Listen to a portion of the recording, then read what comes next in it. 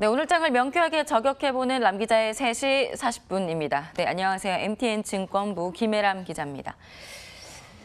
이 부동산 가격이 천정부지로 좀 치솟으면서 진입 장벽이 점차 높아졌고 또 그림의 떡 아니냐, 직접 투자 가능한 것이냐라는 자주 섞인 소리를 제 주변에서도 많이 듣게 되는데요.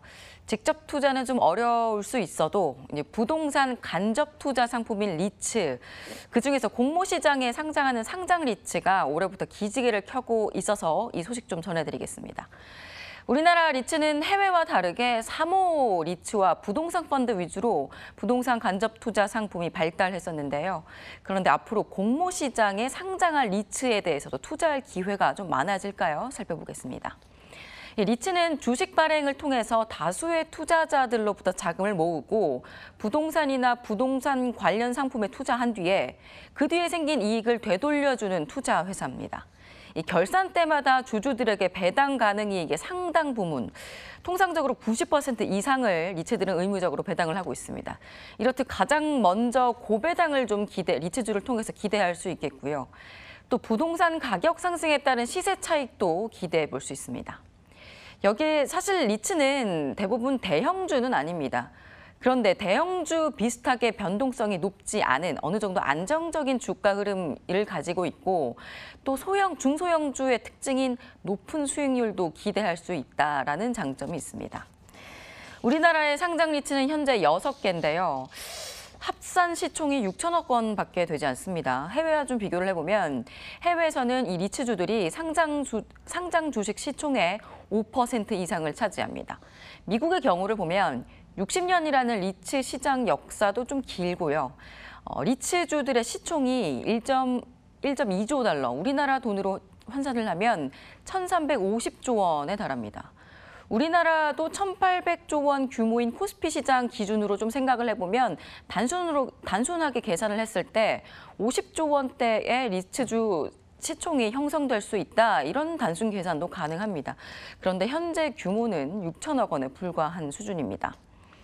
그런데 올 들어서 한국 리츠 상장이 본격화되고 또 규모도 함께 커질 수 있을 것이라는 전망들이 나오고 있습니다. 이 국내 리츠는 대부분 사모와 비상장 형태입니다. 리츠는 약 200여 개 정도인데 상장된 리츠는 이 중에서 6개에 불과하죠. 여기에다가 시총 기준으로 2천억 원 이상, 좀 어느 정도 투자할 만하다는 중대형 리츠가 최근에 상장한 이리치 코크랩과 신한 알파 리츠 2군데뿐입니다. 우선은 리츠사가 상장하기까지 걸리는 시간 좀 줄어들고 있는 추세인데요. 이리치 코크랩은 절차를 밟는데 1년 반이 걸렸는데 그 후에 상장한 신한 알파 리츠는 3개월 만에 상장 절차를 끝냈습니다. 이 거래소가 리츠 시장 활성화에 공을 들이기 시작해서라는 해석이 나오는데요. 이처럼 상장 규제도 간소화되고 있을 뿐 아니라 점차적으로 건설사나 금융사, 유통사, 대기업 등 다양한 스폰서가 있는 리츠가 나타나면서 리츠의 선택의 폭이 좀 넓어지고 양질의 리츠들도 나올 수 있다라는 해석이 나옵니다. 우리나라에서도 투자 대상이 될 만한 리츠주를 좀 기대할 수 있게 될까요? 이런 관심을 뒷받침해줄 사례가 얼마 전에 있었습니다. 지난 7월 진행했었던 신한 알파리츠의 공모주 청약에서 역대급 성적표를 받은 적이 있는데요. 이 공모주 청약에 4.32대 1을 기록했습니다. 이전에 상장했던 이리치코크랩은 일반 투자자 공모주 청약에서 0.45대 1로 미달됐던 것과는 대조적인 사례입니다. 신한 알파리츠는 용산과 이 판교의 빌딩에 투자하는 리츠고요. 또 대역급 리츠도 상장 대기 중입니다. 2조 원 안팎으로 추정되고 있는 홈플러스 리츠가 국토교통부의 인가를 받으면서 리츠로서는 처음으로 조 단위로 공모시장 진출 길이 열렸습니다. 이 홈플러스 매장 44곳의 임대 수익을 기반으로 한 리츠인데요. 홈플러스 리츠에 대해서는 사실 시장에서는 조금씩은 의견이 분분한 상황입니다. 이 사모펀드인 MBK 파트너스가 최대 주주로 있는데요. 이 홈플러스의 지난해 영업이익은 2,400억 원으로 2016년도 영업이익 3천억 원 대비 감소했습니다. 또 전 세계적으로 이 리테일 리츠 수익률이 좀 저하되고 있는 추세거든요. 리테일 리츠의 경우에는 장기 임차로 인해서 안정적으로 임대 수익을 예상할 수 있겠지만 또 역으로 생각했을 때 임차인이 한번 빠졌을 경우에 대체할 만한 임차인을 구하기가 좀 어렵기 때문입니다. 또 신한지주에 이어서 금융사들이 스폰서가 되는 리츠들 속속 등장할 것으로 보입니다. NH농협지주도 농협 리츠 운용을 설립하고 유휴 부동산을 자산으로 편입한 리츠를 출시할 계획입니다. 이 농협은 하나로마트 2,200여 개를 운영 중인데 이 중 중앙회가 보유한 63개 매장 중에서 두세 건을 투자 대상으로 편입할 계획입니다.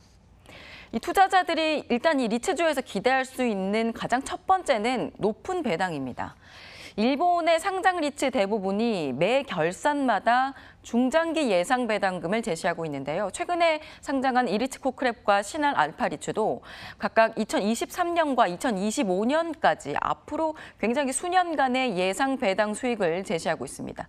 일단 이들의 내년 배당 수익률은 각각 7.6%와 5.8%를 제시했습니다. 이는 미국과 일본에서에 있는 예상 배당 수익률이 4%인데 이를 훨씬 상회하는 수준입니다. 우리나라가 비슷한 시기에 리츠를 도입한 일본보다 이 공모 리츠 성장이 느렸던 이유는 2011년도에 첫 번째로 상장했었던 자기관리 리츠인 다산 리츠가 횡령 등의 이유로 최단기간 상폐하면서 상장 리츠에 대한 신뢰도가 하락했기 때문이었는데요. 이 때문에 결국에는 사모 중심으로 리츠가 생기면서 영세화가 됐습니다. 그런데 점차 큰 앵커 스폰서가 붙은 리츠가 상장을 하면서 적합한 투자 자산이 될 수 있다라는 전망들이 증권가에서 나오고 있습니다. 다만 리츠가 보유한 부동산 자산의 성격에 따라서 이 수익률의 편차가 클 수 있다는 점을 반드시 기억하셔야겠습니다. 일본의 경우를 보면요. 부동산 트렌드에 따라서 이 리츠주의 주가도 크게 달랐습니다. 물류 특화 리츠였든지 임대주 주택 리츠인지 리테일 리츠인지 등 리츠가 각각 어느 부동산 자산에 투자하고 있는지를 먼저 파악하셔야겠습니다. 또 지금과 같은 금리 상승기에 사실 고배당에 대한 매력도도 조금은 떨어질 수 있다는 점도 함께 고려하셔야겠습니다.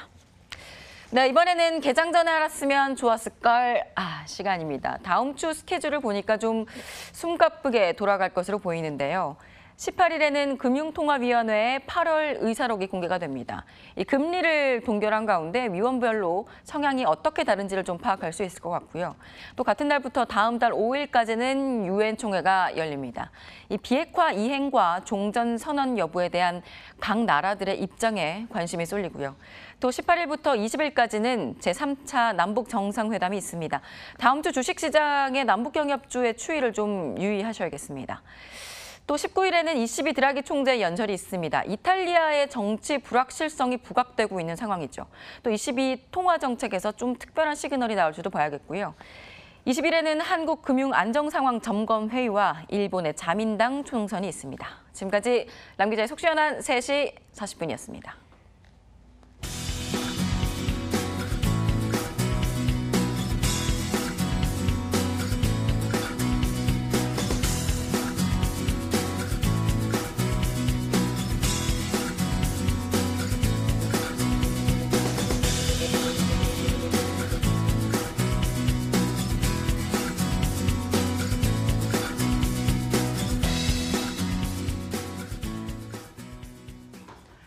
요즘 아침 저녁으로는 꽤 쌀쌀한 날씨가 이어지고 있더라고요.